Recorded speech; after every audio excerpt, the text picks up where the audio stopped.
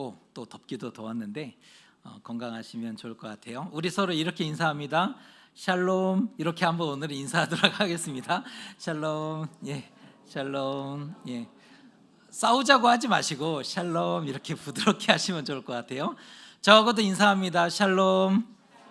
예, 이렇게 웃어주시니까 이렇게 예쁘신데 예배 드릴 때는 이렇게 좀 웃어주시면 좋을 것 같습니다. 고래 싸움에 새우등이 터진다 하는 속담이 있습니다. 고래가 싸울 때는 새우는 어쩔 수 없이 뭔가 큰 피해를 입을 수밖에 없는데요, 그렇지 않으려면 방법이 있대요. 고래 싸움에 새우등 터지지 않는 방법이 있대요. 누군가가 제시한 방법인데, 고래가 노는데 아예 가지 않으면 된다 라고 대안을 알려주더라고요. 하지만 지정학적인 위치가 두 사이에 끼었다면 방법이 없는 거죠. 큰 나라가 싸우는데 고래 싸움에 새우등 터지잖아요. 아예 싸우는데 가지 않으면 된다라는 방식을 제안해 볼 수도 있지만, 지정학적인 위치가 그 사이에 끼어 있으면 방법이 없을 겁니다. 솔직히 우리나라도 강대국 사이에 끼어서 새우등 터진 적이 한두 번이 아니죠. 요즘에도 결국은 비슷한 이런 상황도 나타나기도 하는데요, 이스라엘 땅도 마찬가지였다는 거예요. 지리적으로 아시아 대륙과 아프리카 대륙이 연결되는 길목에 가나안 땅이 있어요. 아시아 대륙이라는 이 큰 덩치와 아프리카 대륙이 연결되는 그 길목에 하필 가나안 땅이 있었던 겁니다. 아래로는 애굽이라는 전통 강대국이 언제나 존재했죠. 이 애굽이라는 나라는 언제나 강대국으로 존재했어요. 남쪽에. 북쪽으로는 아람 나라, 아수르, 바벨론 등 신흥 강국들이 쉬지 않고 나타났어요. 이 사이에 누가 있다고요? 이스라엘. 남쪽으로는 정통 강대국 애굽이라는 그 큰 나라가 버티고 있어요. 북쪽에는 아람, 그 다음에 아수르, 그 다음에 바벨론, 이 신흥 국가들이 계속해서 출현합니다. 애굽이 강했을 때는 애굽의 지배를 받죠. 북쪽 나라가 강성하면 북쪽의 지배와 영향력 가운데 놓여 있어요. 둘 다 강하면 어떻게 돼요? 터져요. 남쪽이 강하면 남쪽의 지배를 받아요. 침략도 당하고, 정말 있는 것 없는 것 다 끌어다 성전의 기물들 다 갖다 줘 또 공격해 오네. 안 한다고 그랬는데 갖다 줬는데 또 공격하고, 양쪽이 강하면 어떻게 돼요? 또 양쪽에 다 고난을 당하고. 그들의 관심에 다른 데 쏠렸을 때 비로소 안도의 쉼을 쓸 수 있는 상황입니다. 그들의 관심이 다른 데 쏠렸을 때 비로소 안도할 수 있는 그런 상황이 이스라엘 땅의 위치입니다. 그런데 북이스라엘의 여로보암 왕이 즉위했는데 전성기를 맞이했대요. 이게 뭐지? 성경을 이렇게 보셔야 됩니다. 북이스라엘 왕 여로보암 왕이 되었는데 전성기를 맞이했다는 거예요. 대체 어떻게 된 일인지, 이게 오늘 우리가 살펴보고자 하는 그런 주제입니다. 함께 성경 말씀을 주중에 묵상집을 읽고 주일에 오시면 주일에 점검할 수 있거든요. 이래서 이렇게 꼭 묵상집 확인하시고, 우리 교회 신앙은요, 이런 신앙을 하려고 합니다. 저는 성경 얘기만 하잖아요. 성경 얘기만 하는데 성경에 무엇을 얘기하고 있는지를 듣고 고민하는 이러한 건강한 신앙을 가져보려고 하니까 같이 동참해 주시면 좋을 것 같아요. 예후 왕조의 3대 왕은 누구일까요? 여로보암 2세입니다. 2세라고 표현한 것은 초대 왕이 이름이 여로보암이에요. 그래서 초대 왕을 부를 때는 여로보암 1세, 오늘 등장하는 이 인물은 여로보암 2세입니다. 이름이 같아요. 하지만 그에 대한 평가는 냉랭합니다. 예후 왕조의 3대 왕이 여로보암 2세인데, 여로보암의 2세에 대한 성경의 기록은 냉랭합니다. 그 말씀이 24절의 말씀인데 읽어드립니다. 여호와 보시기에 악을 행하여 이스라엘에게 범죄하게 한 느밧의 아들 여로보암의 모든 죄에서 떠나지 아니하였더라. 이 말씀이 북이스라엘 왕에 대한 공식 요약 부분이에요. 북이스라엘의 왕들에 대해서 기록할 때 이러한 문장으로 시작해요. 공식 요약 부분이에요.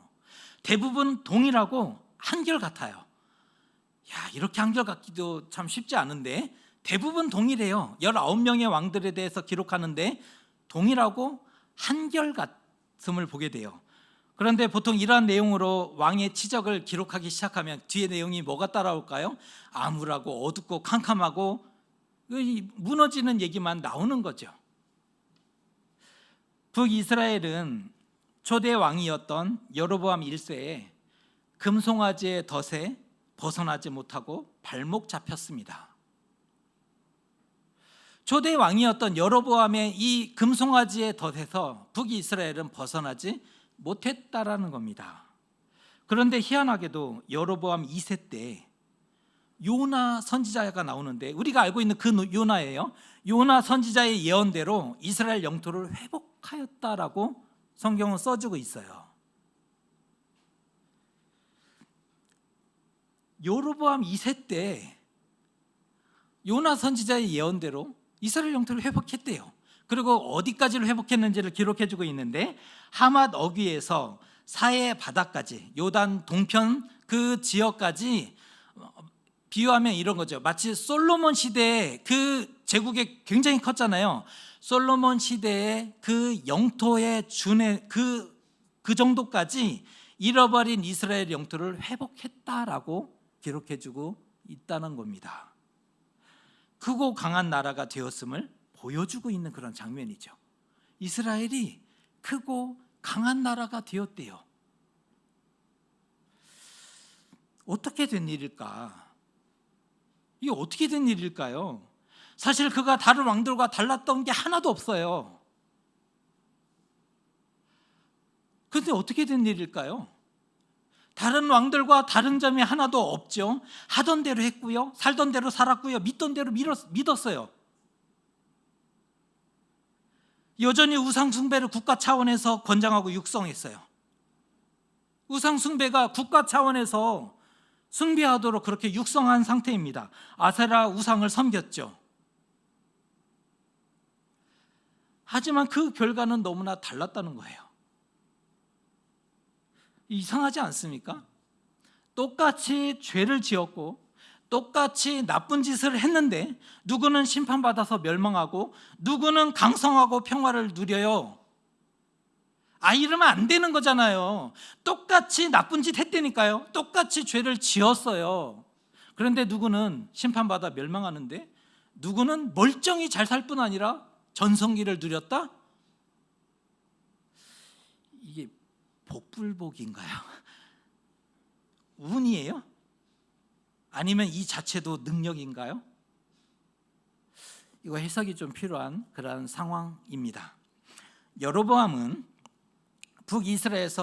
북이스라엘에서 가장 중요한 왕입니다. 북이스라엘 19명의 왕 중에 가장 중요한 왕을 한 명 뽑으라면 여로보암 2세를 말씀드릴 수 있는데요, 군사적으로 경제적으로 큰 공로를 세웠던 왕이기 때문입니다. 여로보암 2세는 군사적으로나 경제적으로 굉장한 공로가 있는 사람이죠. 다만 그의 명성에 비해서 아주 적은 분량 단 7절로 그의 행적을 압축합니다. 오늘 우리가 읽은 이 말씀이 여로보암 2세에 대한 기록 전부예요. 북이스라엘 중에 가장 유명한 왕이라며요. 군사적으로 그렇게 공로가 크다며요. 이스라엘 백성들을 먹고 살게 하기 위해서 경제적으로 그렇게 힘썼다며요. 그런데 성경은요, 단 7절로 그의 행적을 압축해버립니다. 잘 보면 저자의 관심사가 정치나 군사적인 측면이 아님을 보여주는 대목이죠. 이 성경의 저자가 무엇에 관심하고 있는가? 군사의 면이 아니라는 거예요. 경제적인 그런 면이 아니라는 거예요. 그럼 무엇에 관심하고 있는가? 신앙적인 면. 성경의 저자, 열왕기 저자의 관심은 신앙적인 면에 관심하고 있었어요.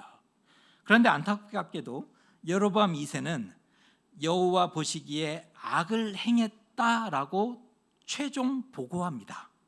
이 짧은 7절의 말씀에서 여로보암 2세는 여호와 보시기에 악했다라고 최종적으로 보고하고 있다는 겁니다.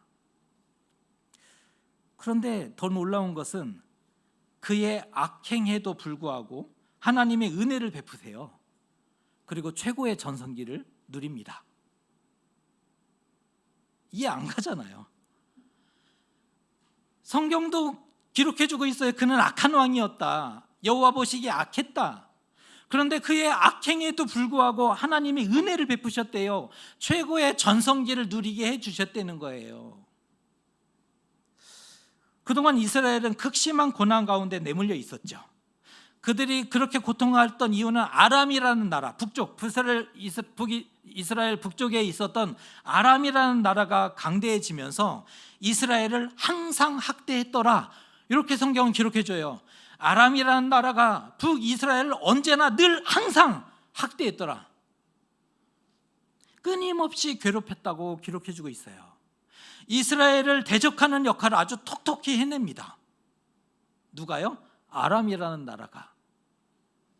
그래도 아합 왕 때, 북이스라엘 왕 중에 아합 왕 때는요, 병거가 2,000대가 있었대요. 실제 군사력을 기록해 줄 때 아람 때는 병거가 2,000대가 있었다는 거예요. 하지만 할아버지, 여로보암 2세의 할아버지였던 여호아스 때 아람으로 인해서 타작마당에 티끌같이 아무것도 남지 않았다라고 성경은 기록해 줍니다. 타작마당은 그 곡식을 터는 곳이잖아요. 깨끗하게 오물들을 다 치우고 깨끗하게 만들고 그곳에서 곡식을 털어요. 그러니까 북이스라엘의 지금 타작마당처럼 다 아무것도 남지 않게 되었다는 거예요. 티끌이 하나도 없이.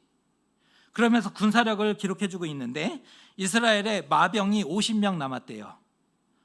성에 있는 마병 숫자가 아니라 북이스라엘 전체에 마병이 50명 남았대요. 병거를 기록해 주는데 병거 10대 남았대요. 아합 때의 200분의 1 수준으로 군사력이요 200분의 1이 줄어든 거예요. 쪼그라든 거예요. 이건 군대라고 얘기하기는커녕 성 하나도 제대로 지킬 수 없는 그러한 오합지졸이죠. 그토록 이스라엘이 고통당했다라는 그러한 표현입니다. 하지만 국제 정세가 변화합니다. 끝인 줄 알았더니 아니에요. 캄캄한 줄 알았더니 아니었다는 거예요. 국제 정세가 변화해요. 어떻게 해요? 아람의 세력이 약화되고 아수르가 떠오르기 시작해요. 그러니까 아람이요, 뭐가 급해졌냐면 아수르를 막아내기에 급급한 거예요. 북이스라엘을 바라볼 겨를이 없어요. 모든 군사를 북이스라엘을 싸우던 그 군사를 어디로 보냈어요? 아수르를 막아내는 데 보낸 거예요. 아람은 쇠약해졌고 아수르가 부상하기 시작했다는 겁니다. 하늘이 도운 거죠. 이건 정말 국제 정세는 하늘이 도운 거예요. 이때 여로보암 2세가 왕이 되었어요. 그리고 북이스라엘 왕 중에 가장 오랜 기간 41년을 통치를 합니다. 정말 분위기도 좋은데 41년을 통치를 하면서 나라가 안정이 돼요. 군사적인 승리를 얻어와요. 그래서 지금 아람의 군대가 저쪽으로 갔을 때 잃어버렸던 영토를 계속 찾아오는 거예요. 군사적인 승리를 가져오고 평화를 되찾습니다. 황금기, 둘도 없는 황금기를 누리게 됐다는 겁니다. 실로 얼마 만에 누리는 평화입니까? 그 땅에 얼마 만에 찾아오는 평화예요. 그동안 남방에서 밀려오는 적들, 북방에서 밀려오는 적들로 인해서 수많은 죽음들, 정말 백성들은요 신음도 못하고 죽어갔어요. 아람 나라가 얼마나 악했냐면 아이 뱀 부녀의 배를 갈라서 아이를 돌에 매어 쳤다니까요. 엘리사가 울었잖아요. 자신의 백성이 그렇게 고통당하는 것을 알고 예언하면서. 얼마나 많은 사람들이 죽고 고통당했어요. 이스라엘 사람들은 지혜롭게 하고자 했어요. 그렇지만 물리적인 힘이 없으니, 군사력이 없으니 새우등 그냥 막 터졌어요. 지혜롭게 하긴 했지만 여호와의 성전 기물을 갖다 바치면 공격 안 할 줄 알았는데 또 공격해오고, 그런 일들이 반복되었습니다. 어떻게든 살아보려고 자신을 구원해 줄 수 있는 신이 있다면 땅 끝에라도 가서 그 신에게 기도하고 간구하고자 했던 사람들이에요. 그들이 많은 신을 섬기고 의지했던 근본 이유가 뭔지 아세요? 어떻게든 살아보려고.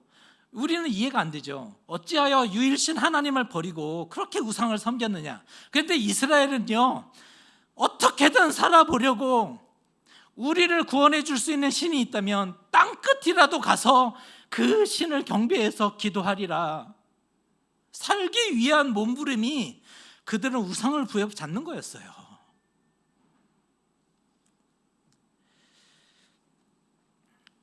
왜 유대인들이 다윗왕을 그토록 좋아하는지 아세요? 유대인들은 왜 이렇게 다윗왕을 좋아할까? 이유가 있죠. 하나님을 섬기는 모범적인 신앙, 이것도 있지만 그게 다가 아니에요. 하나님을 잘 섬겼던 모범적인 신앙, 그게 다가 아니었다는 거예요. 다윗은 크고 강한 나라를 만들어줬어요. 조금 더 설명해 드려요. 발 뻗고 자게 해줬어요. 백성들이 죽지 않아도 돼요. 발 뻗고 자게 만들어준 왕이었어요. 그래서 다윗 왕을 그렇게 좋아합니다. 이스라엘의 인사가 뭔지 아시죠?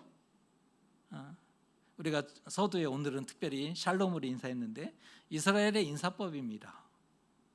샬롬, 너무 예쁘고 좋아요. 다정스럽게 얘기하면 이게 참 말이 예뻐요. 샬롬. 화난 상태로 얘기하면 안 돼요. 약간 욕처럼 들릴 수 있어요.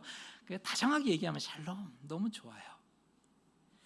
그런데 이 샬롬이라는 인사에는 슬픔의 역사가 담겨 있다는 거 아세요? 이 샬롬은 아픈 표현입니다. 그 땅엔 전쟁이 많았다 말씀을 드렸어요. 전쟁이 너무 많았어요. 약탈당하고 위협당하는 거 정말 다반사였어요. 가나안 땅에 들어갈 때부터 가나안 7족속, 그뿐인가요? 블레셋, 요단 동편의 모압, 암몬, 아래쪽에 형제 나라 에돔, 형제 나라라며.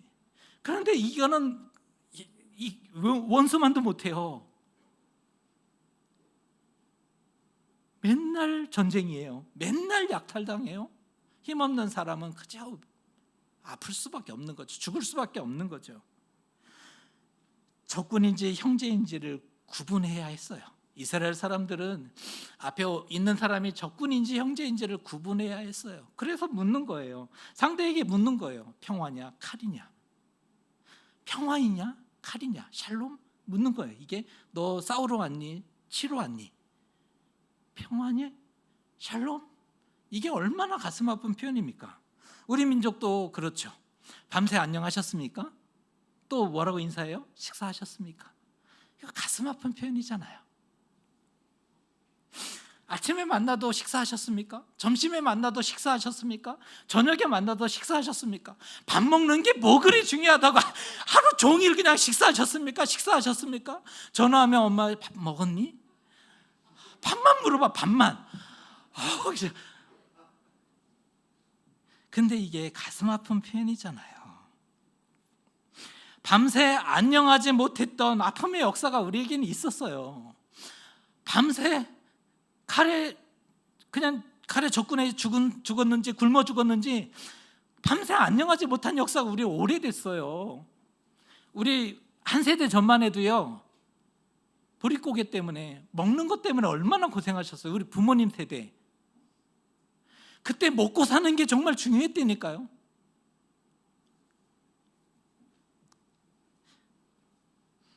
밤새 안녕 못했어요. 그래서 인사하잖아요. 밤새 안녕하셨습니까? 먹는 게 너무나 힘들었어요. 그러니까 식사했니? 식사하셨습니까? 인사하는 거죠. 뼈에 사무쳤고 뼈에 사무쳤어요. 그게 인사가 된 거예요. 이스라엘도 이 샬롬은 뼈에 사무쳤어요. 아파요. 근데 인사가 된 겁니다. 그런 상하고 찢긴 이스라엘을 하나님이 구원하셨대요. 그 상하고 찢긴 이스라엘을 하나님이 구원하셨어요. 구원의 이유를 27절에서 이렇게 말씀하고 있어요. 27절의 말씀은 독특한데 한번 같이 읽어보겠습니다. 여호와께서 또 이스라엘의 이름을 천하에서 없이 하겠다고도 아니하셨으므로 요아스의 아들 여로보암의 손으로 구원하심 이었더라. 다 없애고 멸하겠다 한 적이 없대요. 잘 기억해 보세요. 흩어내겠다, 쫓아내겠다, 흩어내겠다 하나님 하셨어요. 그런데 가만히 기억해 보면 다 멸하고 없애겠다라고 한 적이 없더라고요, 진짜. 그런데 보세요, 하나님이 뭐라고 하시냐면 다 없애겠다고 한 적이 없으니 구원하겠다는 거예요. 시침이 뚝 떼고 구원하셔요. 이게 진심이에요. 시침이 뚝 떼고 구원하시는 건 내가 멸하겠다 한 적 없지, 그냥 구원해버리세요. 이게 진심입니다. 앞서 13장 23절에도 하나님의 진심을 드러냈는데 13장 23절입니다. 여호와께서 아브라함과 이삭과 야곱과 더불어 세우신 언약 때문에 이스라엘에게 은혜를 베풀며 그들을 불쌍히 여기시며 돌보사 멸하기를 즐겨하지 아니하시고 이때까지 자기 앞에서 쫓아내지 아니하셨더라. 말씀에 순종하고 하나님을 잘 섬겨서 살아남은 거 아닙니다. 말씀 잘 섬겨서 하나님 잘 경외해서 살아남은 거 아니에요. 죄가 없어서 살아남은 거 아니에요. 조상들과 세우신 언약, 하나님 이걸 가져오세요. 조상들과 세우신 언약 때문에 은혜 베풀고 불쌍히 여기고 멸하지 아니했다. 이러한 이유로 비록 죄에 머물러 있었으나, 비록 죄가 가득했으나 하나님의 구원을 보게 된 겁니다. 여로보암 2세 때 우리가 이때까지 살아 있었던 이유와 같지 않습니까? 우리가 이때까지 살고 있는 이유와 동일하지 않습니까? 믿음이 좋아서, 예배 잘해서, 착해서가 아니었다는 거예요. 우리가 살아있는 이유는 우리 믿음이 좋아서, 제발 착각 좀 하지 마세요. 믿음 좋아서 살아있는 거 아니에요. 예배 잘해서 아니거든요. 착해서 에휴, 농담하지 마세요. 생존 이유는 단 하나입니다. 하나님의 은혜. 이것 말고 무엇으로 설명하실 수 있겠습니까? 하나님은 우리가 죄 때문에 고생하고 고난당하는 것을 마음 아파하세요. 하나님은 자기 백성이 죄 때문에 고생하는 것을 아파하신다니까요. 그렇다면 우리는 무엇을 하면 좋을까요? 그렇다면 그 자녀된 백성된 자들은 무엇을 하면 좋을까요? 돌아가고 회복되는 열매를 맺어야 하지 않겠습니까? 돌아가야죠. 회복되는 열매를 맺어야 되겠죠. 징계는 징계로 끝나지 않아요.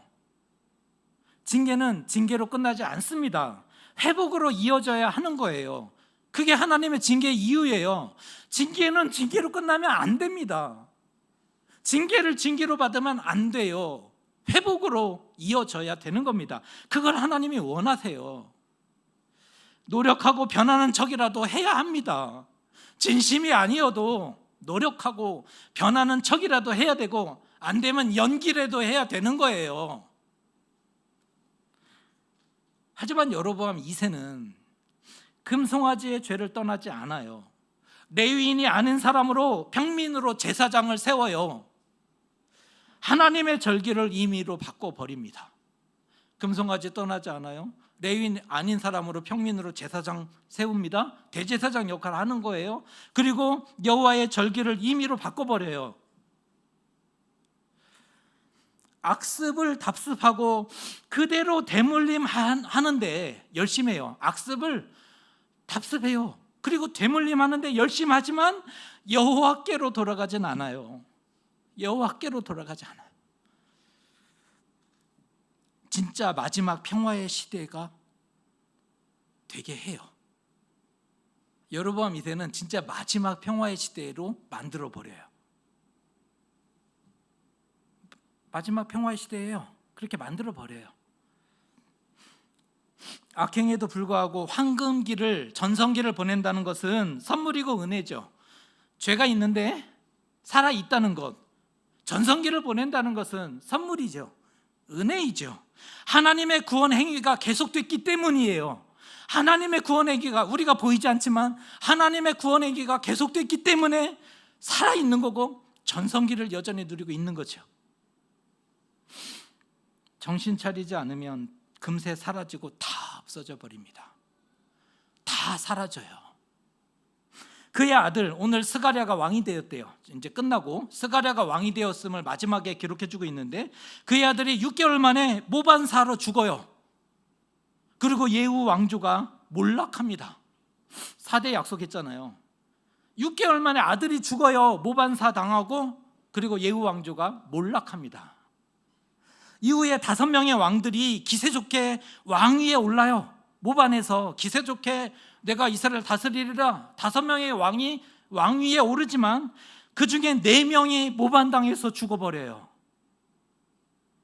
급속한 쇠퇴와 극도로 정치적인 혼란기를 겪게 돼요. 그리고 28년 후에 북이스라엘은 멸망하고 역사에서 사라져요. 28년 후에 북이스라엘은 역사에서 사라져요. 완전하게 몰락해요. 평화시대를 주신 이유가 뭔지 아세요? 왜 평화시대를 줬을까? 왜 전성기를 하나님이 살게 하셨을까? 여호와께로 돌아올 수 있는 마지막 기회를 주신 것은 아닐까?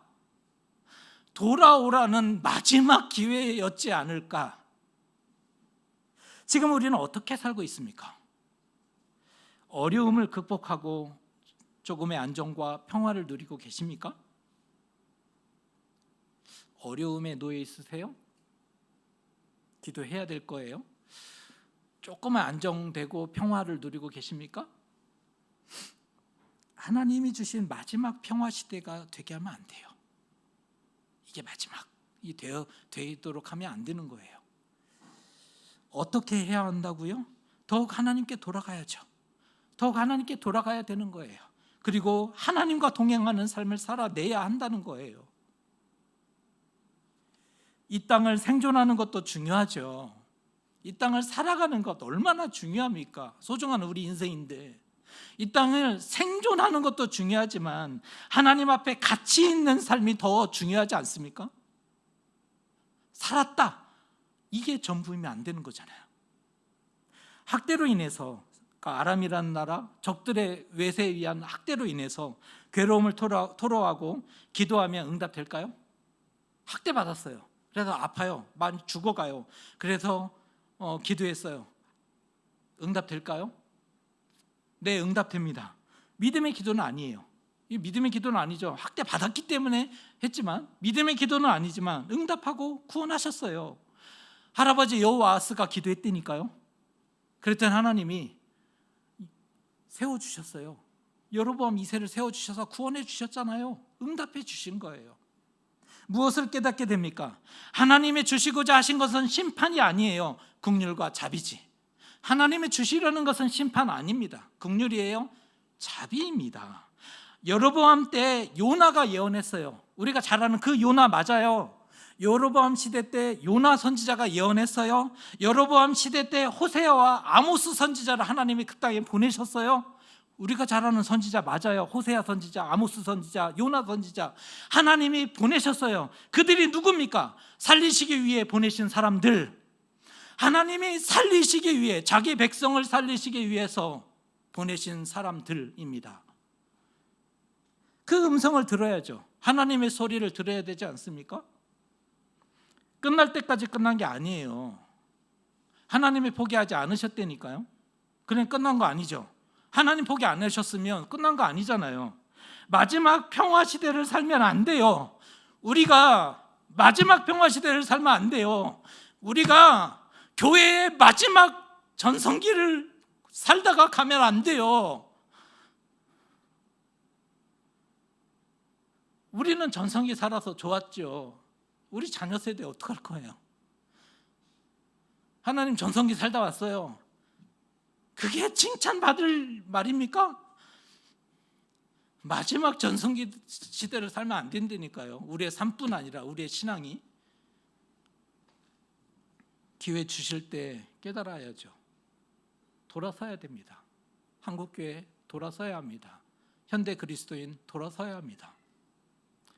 세상에서 성공하고 업적 많아도, 세상에서 성공했어요. 업적이 너무 많아요. 위대한 일을 했대요. 하지만 하나님 보시기에 악하면 답이 없어요.